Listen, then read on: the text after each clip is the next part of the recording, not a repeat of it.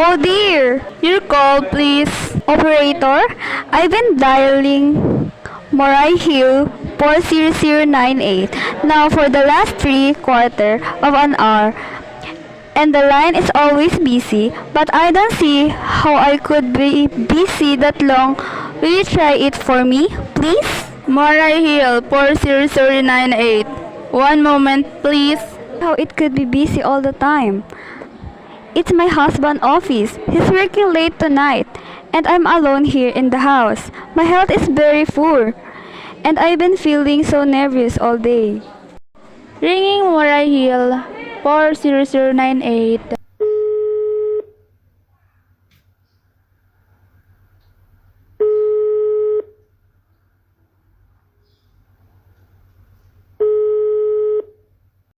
Hello? Hello? Hello? Hello? Hello? Hello? Hello? Hello. Hello? George? Yes, sir. Who's this? What number am I calling, please? We have heard from our client. He said the cost is clear for tonight. Yes, sir. Where are you now? You know the address. At 11 o'clock, the private patron goes around the bar in 2nd Avenue for a beer. Be sure that all the night downstairs are out. There should be only one that visible from the street. At 11:15, a subway train crosses the bridge. It makes a noise in the case her window is open and she should scream. Oh, hello. What number is this, please? Okay, I understand. Make it quick, as little blood as possible. Our client does not wish to make her suffer long. A knife. Okay, sir. A knife will be okay. And remember, remove the rings and bracelet and the jewelry in the bureau drawer. Our client wishes it to.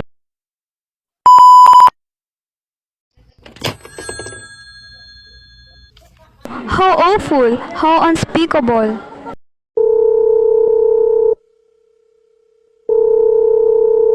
Operator, I just been cut off. I'm sorry, madam. What number were you calling? It was supposed to be Moray Hill 40098, but it wasn't. Some wire must have crossed. I was cut into a wrong number, and I just heard the most dreadful things. A murder, and operator will simply trace that call at once. I beg your pardon, madam. I don't quit. Oh, I know it was a wrong number, and I had to business listening. But these two men, they were cold-blooded friends. Some poor innocent woman who was all alone in a house near at the bridge. And we've got to stop them. We've got to. What number were you calling, madam? That doesn't matter. It was a wrong number, and you dialed it. And we got to find out what it was immediately. But, madam... Oh, why are you so stupid? Look, it was obviously a case of little slip of the finger. I told you to try Moray Hill 40098. For me, you dialed it, but your finger must have slipped. And I was connected with some other number, and I couldn't hear them. But they couldn't hear me. Now, I simplify fail to see why I cannot make that same mistake again. On purpose. Why cannot try to dial Moray Hill 40098 in the same caseless soft of the way? Moray Hill 40098. I will try to get it for you, madam. Thank you. I am sorry.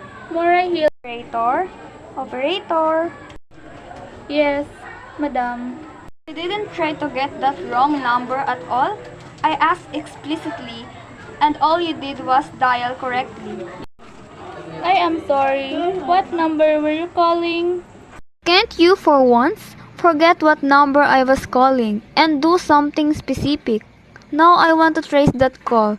It's my civic duty. It's your civic duty to trace that call and to apprehend those dangerous kids. I will connect you with the chip operator. Please? This is the chip operator. Ship operator? I want to trace a call, a telephone call. Immediately, I don't know where it came from or who was making it. But it was absolutely necessary that it tracked down because it was about a murder. Yes, a triple cold-blooded murder of the poor innocent woman. Tonight to 11:15. I see. Can you trace it for me? Can you track down those men? It depends on whether the call is still going on. If it's a live call, we can trace it on the equipment. If it's been disconnect, we can't. Disconnected. But, of course, they must have stopped talking to each other by now. That was at least 5 minutes ago. And they didn't sound like type who would make a long call. Well, I can try tracing it. Now, what is your name, madam? Mrs. Stevenson, Mrs. Albert Stevenson. But, listen. And your telephone number? Plaza 42295. But, if you go on wasting all the time. And what is your reason for waiting this call triad? My reason? Well, for heaven's sake, isn't it obvious? I overheard 2 men. They killers. They planning to murder this woman. It's a matter for the police? Have you told the police?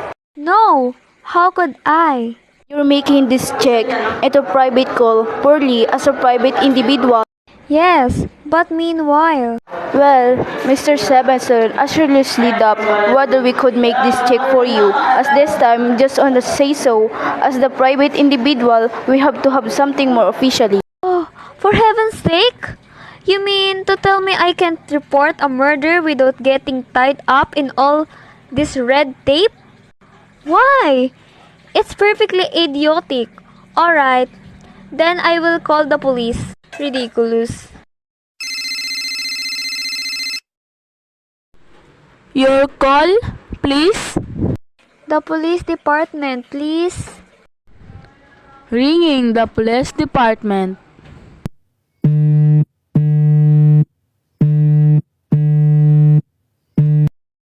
Police Department, Present Quarter 3, Duffy speaking. Police department? Oh, this is Miss Stevenson. Miss Albert Sims Stevenson of 53 North Sutton Place. I'm calling to report a murder. Eh? I mean, the murder has been committed yet.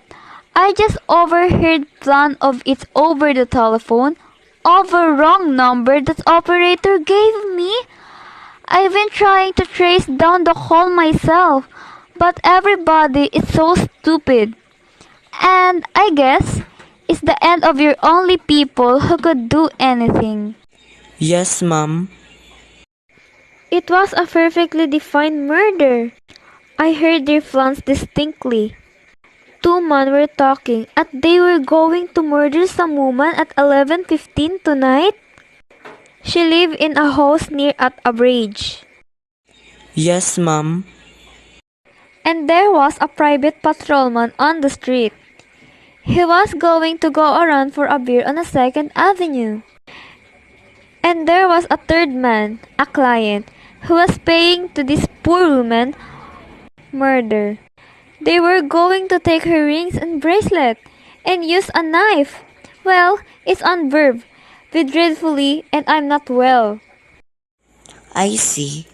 When was all this, ma'am? About 8 minutes ago?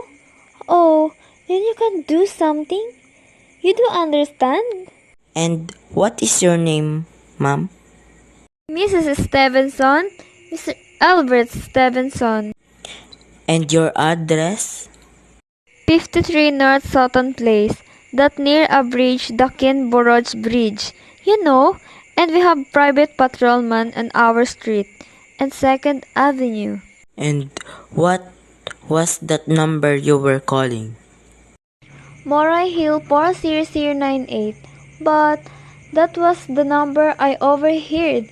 I mean, Moray Hill 40098 is my husband's office. He's working late tonight, and I was trying to reach him to ask him to come home.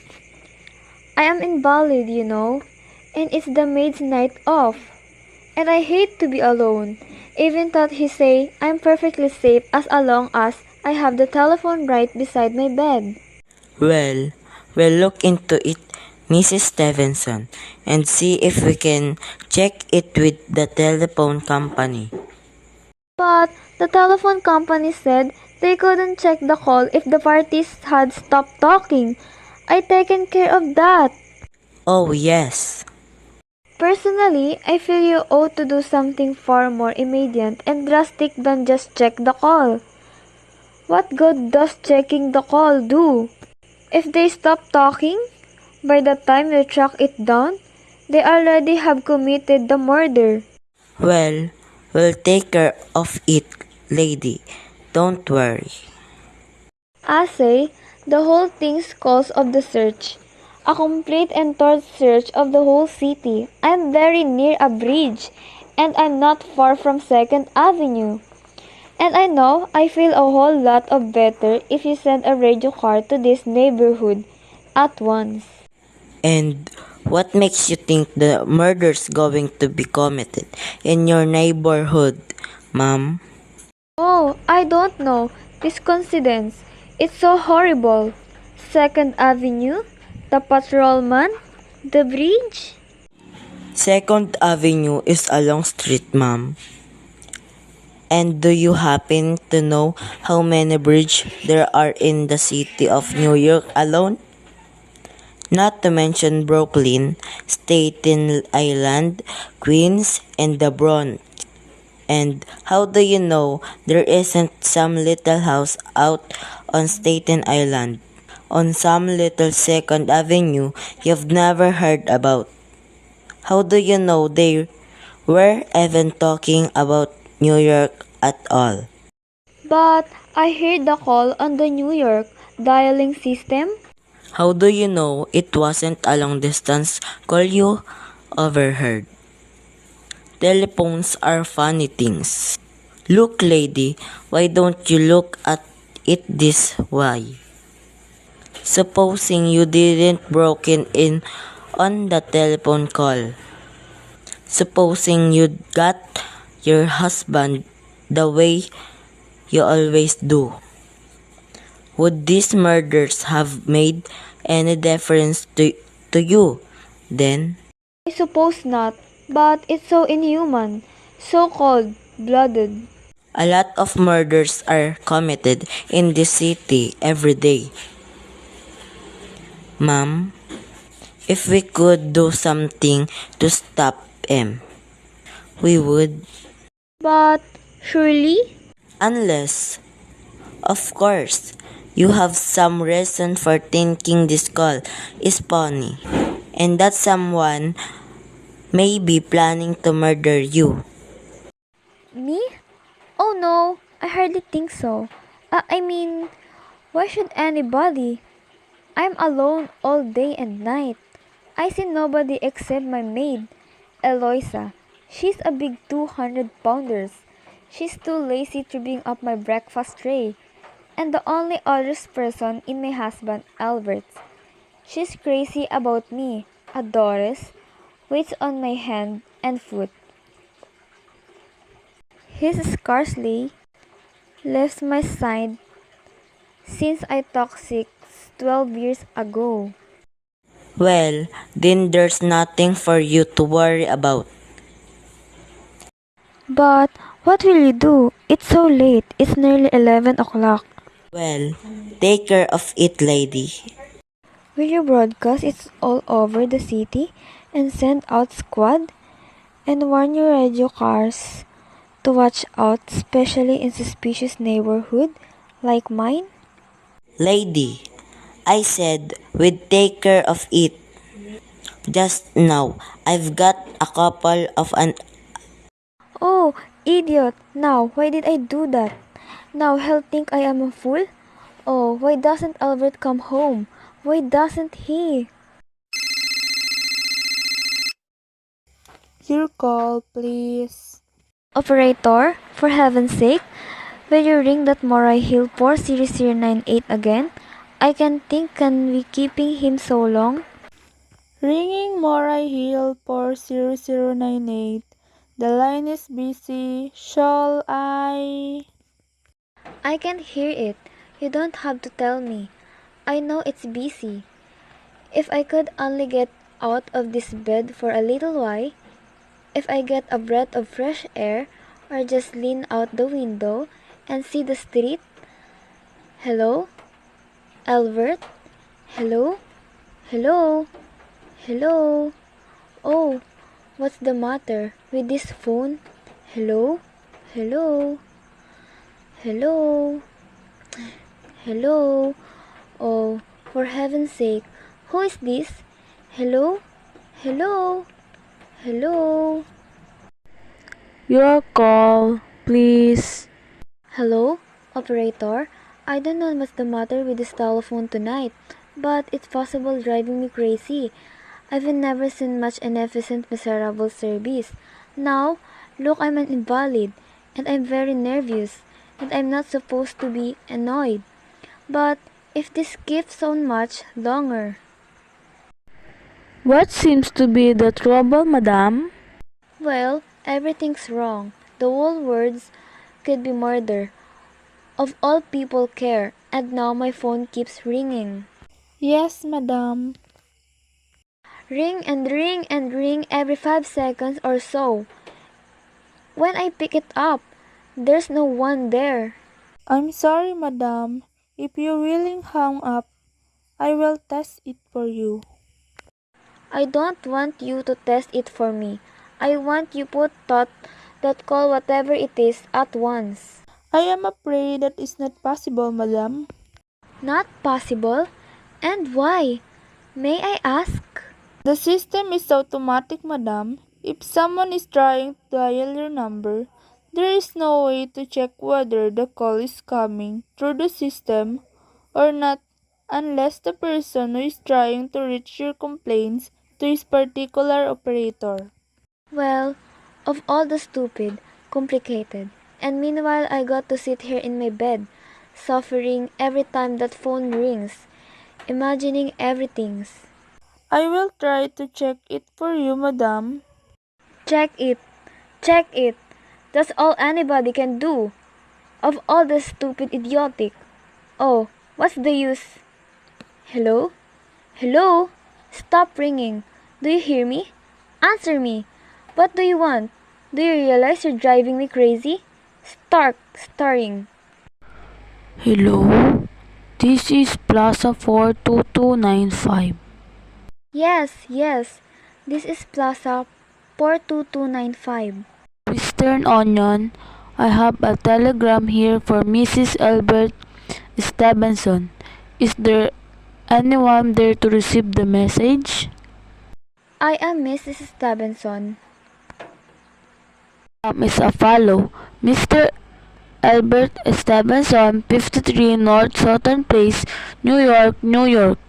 Darling, terribly sorry. Tried to get you from last hour, but line is busy. Leaving for Boston 11 p.m. tonight on urgent business. Back tomorrow afternoon. Keep happy, love. Signed, Albert. Oh no. Is all, madam? Do you wish us to deliver a copy of a message? No, thank you. Thank you, madam. Good night. Good night. No, it isn't true. He couldn't do it. Not when he knows. I be all alone. It's some tricks, some fine dish. Your call, please. Operator, try that Moray Hill 40098 number for me just once more, please. Ringing Moray Hill 40098. This is information. I want the telephone number of Hensley Hospital. Henry Hospital. Do you have an address, madam? No, it's somewhere in the 70s in a very small, private, and exclusive hospital where I had my appendix out 2 years ago. Hensley, Henc. One moment, please. Please, hurry, and please, what is the time? I do not know, madam. You may find out the time daily meridian 7:12.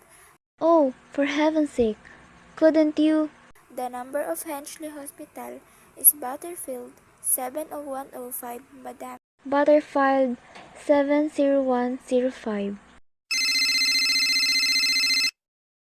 Hensley Hospital, good evening.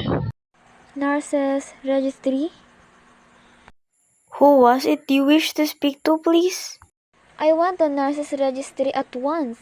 I want a trained nurse. I want to hire her immediately for the night. I see. And what is the nature of the case, madam? Nervous. I'm very nervous. I need soothing and companionship. My husband is away and I'm... Have you been recommended to us by any doctor in particular, madam? No, but I really don't see why all this cat chasing is necessary. I want a trained nurse. I was a patient in your hospital 2 years ago. And after all, I do expect to pay this person. We quite understand that, madam.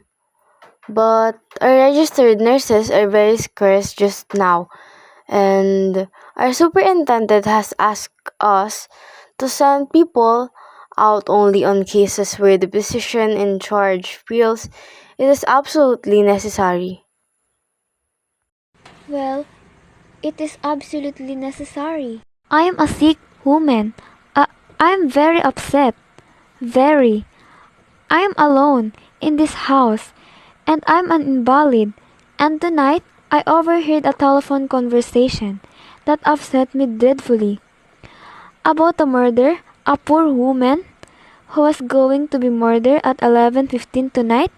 In fact, if someone doesn't come at once, I'm afraid I go out of my mind. I see. Well, I'll speak to Miss Felipe as soon as she comes in. And what is your name, madam? Miss Phillips, and what do you expect her in? I really don't know, madam. She went out to supper at 11 o'clock. 11 o'clock? But it is not 11 yet. Oh, my clock was stopped. I thought it was running down. What time is it? Just 14 minutes past 11. What's that? What was what, madam? That the click just now. In my own telephone? I thought someone had lifted the receiver of the hook of extension phone downstairs. I didn't hear it, madam. Now, about this. But I did. There's someone in this house. Someone downstairs in my kitchen. And they're listening to me now. They hung up phone. I won't pick it up. I won't let them hear me. I be quiet. And they, I think, but if I don't call someone now while they're still down, there be no time. Your call, please. Operator, I'm desperate trouble. I cannot hear you, madam. Please speak louder. I don't dare. There's someone listening. Can you hear me now? Your call, please. What number are you calling, madam? Ringing the police department. You got to hear me. Oh, please, you got to help me. There's someone in this house. Someone who's going to murder me. And you got to get touch with the... Oh, there it is. He's put it down. He's put it down, the extension. He's coming. He's coming. The stairs. Give me the police department. The police.